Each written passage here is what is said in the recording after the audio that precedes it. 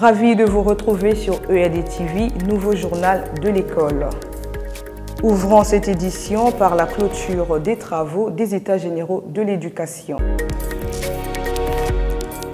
Les rideaux des assises des États généraux de l'éducation sont tombés le 29 janvier dernier à Brazzaville.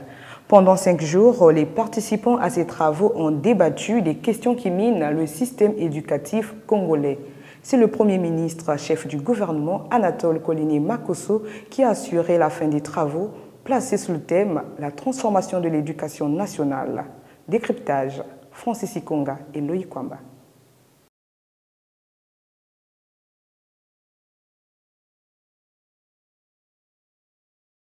Ils étaient au chevet de l'éducation.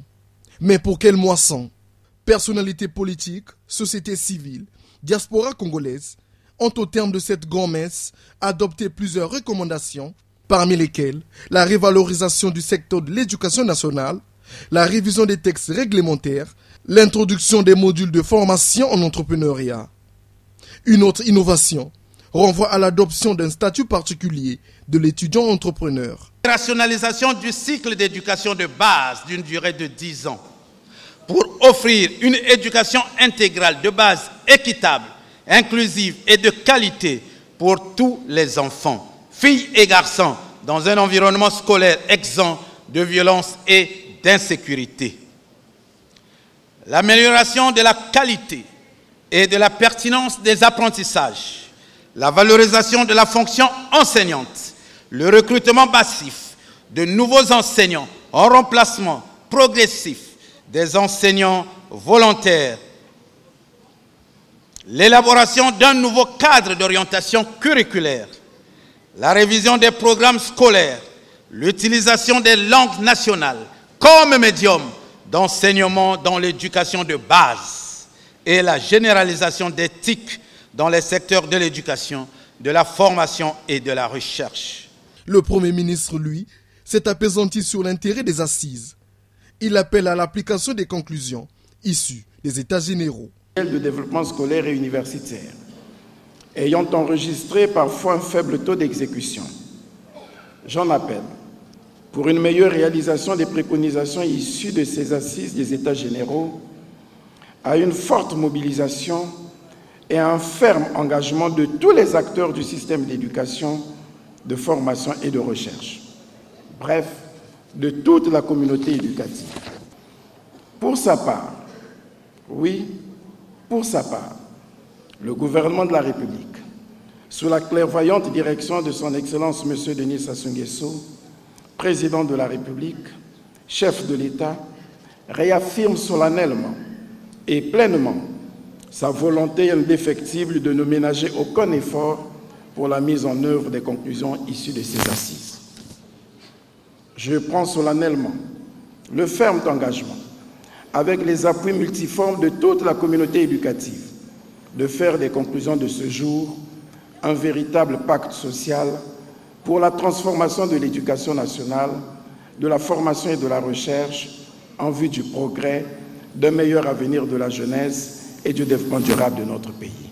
Au nom de son Excellence M. Denis Sassou Nguesso, président de la République, chef de l'État, que je déclare clos les travaux des Assises nationales des États généraux de l'éducation nationale.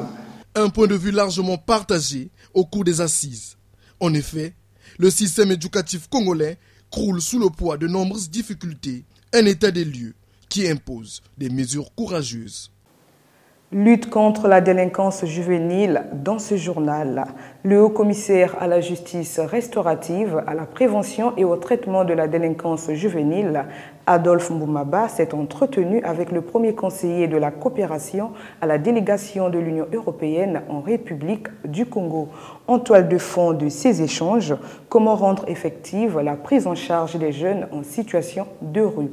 Augustin Bondo Tiani a réaffirmé son engagement quant à l'insertion socio-professionnelle des jeunes Congolais. Compte rendu de Francis Ikonga et Brèche Malonda. Les deux parties se sont apaisanties sur les questions qui minent la jeunesse congolaise. L'objectif est de trouver de nouvelles approches sur le problème de délinquance qui sévit en milieu juvénile, comme l'a déclaré le représentant de l'Union européenne au Congo. La séance de travail a été extrêmement importante pour la raison simple que nous avons parlé d'un sujet qui, je pense, nous touche tous, qui est la jeunesse. La jeunesse qui, parfois, se sent désœuvrée, parfois se sent perdue, et comment cette jeunesse peut être réactivée. Je disais, comment est-ce que nous pouvons faire atterrir dans les mains de la jeunesse et sous leurs pieds des activités qui sont concrètes et qui leur permettent d'avancer, de reprendre la vie que nous attendons tous de nos enfants. La question du travail de l'Union européenne, les trois axes qui nous semblent importants. La question d'abord qu'il faut diversifier l'économie, parce que c'est l'économie qui va créer les emplois qui vont occuper ces jeunes qui n'en ont pas aujourd'hui. Le haut-commissaire à la justice restaurative, à la prévention et au traitement de la délinquance juvénile, Adolphe Boumaba, a salué l'apport des différents partenaires au milieu national. C'est à un moment où la délinquance juvénile constitue une vraie préoccupation pour les autorités congolaises.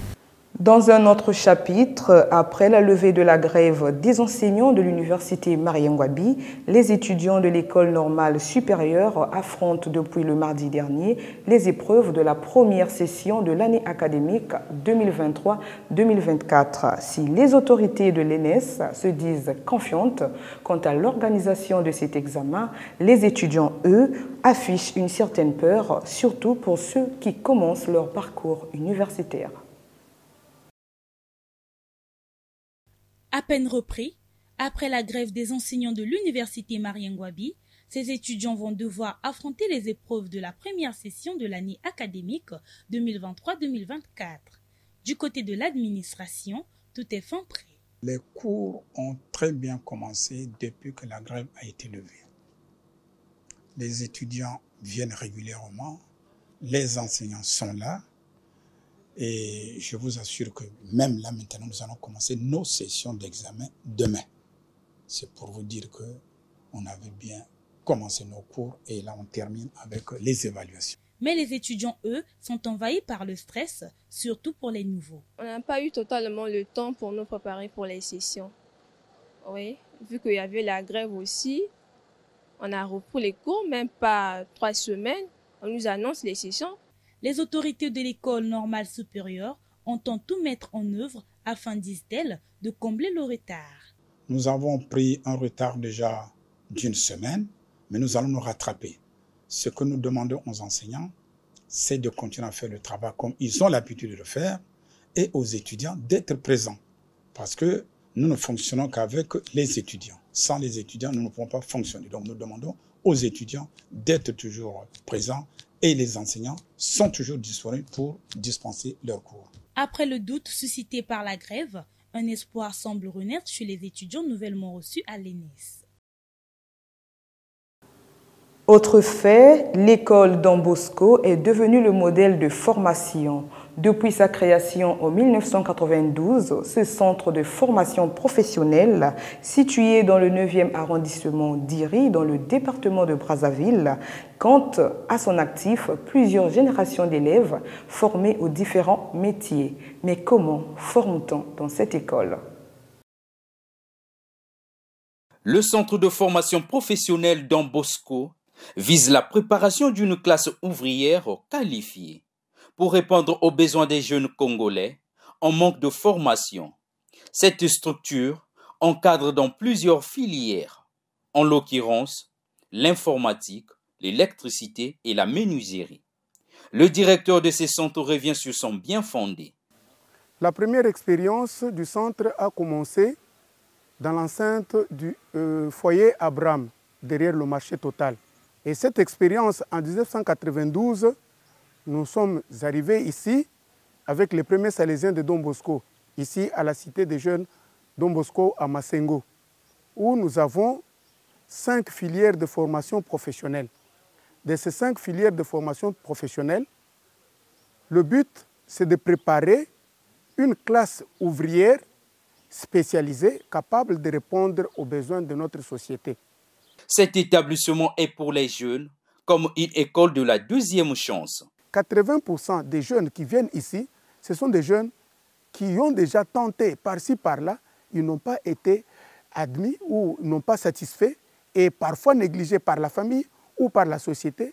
Et alors, quand il revient ici, on essaie, dans la mesure du possible, selon la pédagogie de Don Bosco, de rattraper tous ces jeunes-là pour leur donner un métier. C'est ce que nous pouvons lire là.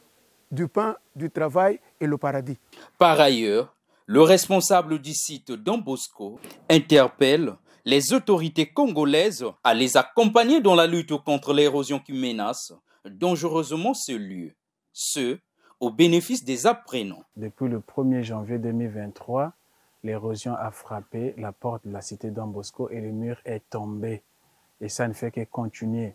Nous avons été voir les autorités de la ville et les ministères des tutelles pour voir comment ensemble nous pouvons faire. Il y a eu quelques agissements venant de la part des voisins et de nous-mêmes, mettre un peu de sac par ici, essayer de planter un peu les végétations, mais jusque-là, c'est vraiment pas grand-chose.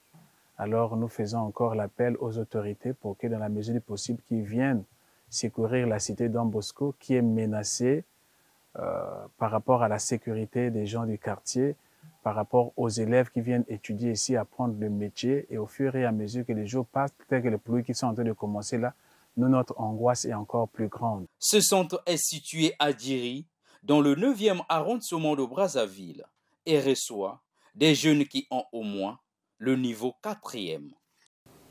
C'est ainsi que s'achève cette édition. Excellente suite de programme à vous tous.